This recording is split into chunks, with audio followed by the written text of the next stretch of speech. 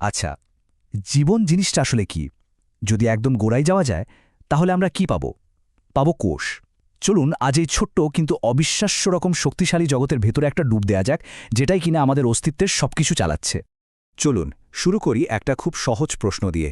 উত্তরটা হয়তো আমাদের মধ্যে অনেকেই জানি, কিন্তু আসল মজাটা হলো এর পেছনের গল্পে। সেই জগৎটা আমাদের কল্পনারও বাইরে, এতটাই অবাক করা। হ্যাঁ, উত্তরটা হলো কোষ। কিন্তু কোষকে শুধু একটা একক ভাবলে চলবে না।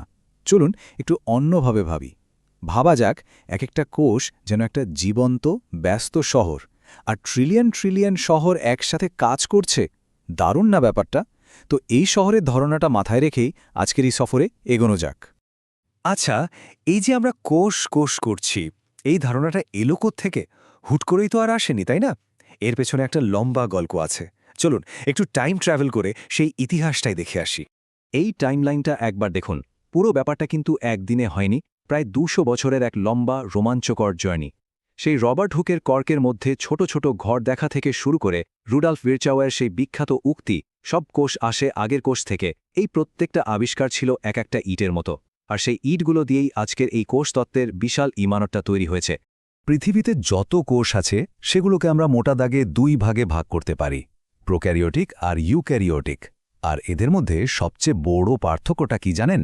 সেটা হলো নিউক্লিয়াসের থাকা বা না থাকা। সহজ করে বললে, ইউক্যারিওটিক কোষে জীবনের যে ব্লুপ্রিন্ট মানে ডিএনএ, সেটা একটা সুরক্ষিত ভল্টের মধ্যে থাকে, আর এই ভল্টটাই হলো নিউক্লিয়াস।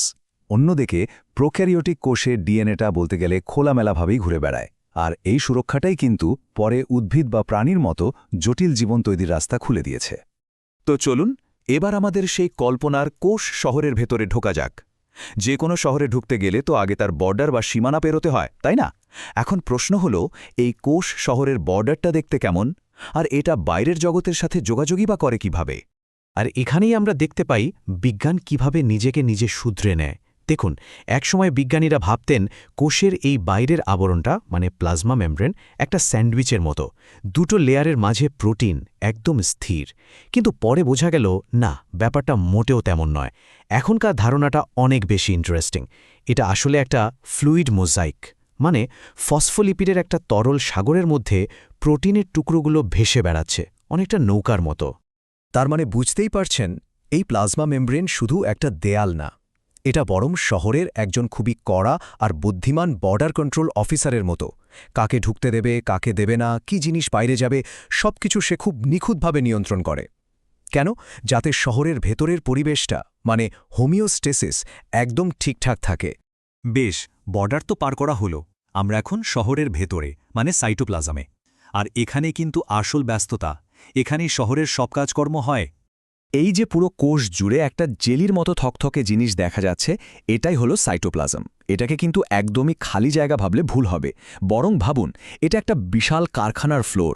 কোষকে বাঁচিয়ে রাখার জন্য যত রকমের রাসায়নিক বিক্রিয়ার দরকার, তার প্রায় সবই কিন্তু এই সাইটোপ্লাজমেই ঘটছে। আর এবার আমরা সফরের সবচেয়ে মজার অংশে চলে এসেছি। এই যে বিশাল ফ্যাক্টরির ফ্লোর মানে সাইটোপ্লাজম, এর মধ্যে কিন্তু ছড়িয়ে ছিটিয়ে আছে নানান রকমের মেশিনপত্র। জীববিজ্ঞানের ভাষায় এদেরকেই বলা হয় অঙ্গাণু, আর প্রত্যেকটা অঙ্গাণুর কাজ কিন্তু একদম নির্দিষ্ট। যে কোনো শহর বা ফ্যাক্টরি চালাতে গেলে কি লাগে? শক্তি, তাই না? ইলেকট্রিসিটি। কোষ শহরের সে পাওয়ার হাউস হলো মাইটোকন্ড্রিয়া। এর কাজ হলো খাবার থেকে পাওয়া পুষ্টিকে শক্তিতে বদলে ফেলা। এই শক্তির নাম এটিপি। এই এটিপিকে বলতে পারেন কোষের নিজস্ব টাকা বা কারেন্সি। কোষের যে কোনো কাজ করতে গেলেই এই এটিপি খরচ করতে হয়। আচ্ছা, পাওয়ার তো চলে এলো, এবার দরকার জিনিসপত্র বানানোর লোক, তাই না? রাইবোজোম হলো কোষের সেই নির্মাণকর্মী, অথবা আরও ভালোভাবে বললে এরা হলো কোষের 3D প্রিন্টার। নিউক্লিয়াস থেকে যে ডিজাইন বা নির্দেশ আসে, সেই অনুযায়ী এরা পটপট করে প্রোটিন বানিয়ে ফেলে, আর এই প্রোটিন দিয়েই কিন্তু কোষের প্রায় সবকিছু তৈরি হয়। এরপর আসা যাক এন্ডোপ্লাজমিক রেটিকিউলাম বা সংক্ষেপে এর কথায়। এটাকে বলা যেতে পারে শহরের ভেতরের হাইওয়ে সিস্টেম আর অ্যাসেম্বলি লাইন। এর দুটো অংশ আছে। যে অংশটা অমসৃণ, সেখানে প্রোটিন গোছানো হয়, আর মসৃণ অংশে তৈরি হয় ফ্যাট বা লিপিড। মানে এটা একাধারে প্রোডাকশন এবং ট্রান্সপোর্ট দুটোরই কাজ করে। কারখানায় জিনিস তো তৈরি হলো, এবার প্যাকেজিং আর ডেলিভারির পালা। এই কাজটা করে গোলজি বস্তু। এটাকে ভাবতে পারেন শহরের সেন্ট্রাল পোস্ট অফিস বা কুরিয়ার সার্ভিস হিসেবে। এখানে প্রোটিন আর লিপিডগুলোকে ফাইনাল চেকিং করে সুন্দর করে প্যাক করে তারপর সঠিক ঠিকানায় পাঠিয়ে দেওয়া হয় সেই ঠিকানাটা কোষের ভেতরেও হতে পারে আবার বাইরেও হতে পারে। আমাদের এই সফরের একেবারে শেষ ধাপে আমরা এখন এসে পৌঁছেছি শহরের হৃৎপিণ্ডে। এর সবচেয়ে গুরুত্বপূর্ণ জায়গায় কোষ শহরের কন্ট্রোল সেন্টার বা বলা যেতে পারে এর সিটি হলে। একবার ভালো করে দেখুন, নিউক্লিয়াসটা কিন্তু ঠিক কোষের মাঝখানে বসে আছে। আর এটা এমনি এমনি নয়। যেহেতু গোটা শহরের সমস্ত নির্দেশ এখান থেকেই আসে, তাই এর এই কেন্দ্রীয় অবস্থানটা আসলে খুবই গুরুত্বপূর্ণ। আর এখানেই হলো আসল রহস্য। এই নিউক্লিয়াসের ভেতরেই সযত্নে রাখা আছে ডিএনএ, মানে পুরো কোষ শহরের মাস্টার প্ল্যান বা ব্লুপ্রিন্ট। শহরে কি হবে, কখন হবে, কিভাবে হবে, সবকিছুর নির্দেশ লেখা আছে এই ডিএনএর কোডে। তাহলে শেষ পর্যন্ত কি দাঁড়ালো? একটা কোষ মানে শুধু কিছু রাসায়নিকের জগাখিচুড়ি নয়, এটা আসলে একটা আস্ত মহাবিশ্ব, শুধু আকারে আণুবীক্ষণিক। আর এই ছোট্ট মহাবিশ্বের সবকিছু চলছে একটাই মাস্টার প্ল্যান মেনে, যেটা লেখা আছে তার নিউক্লিয়াসের ডিএনএতে।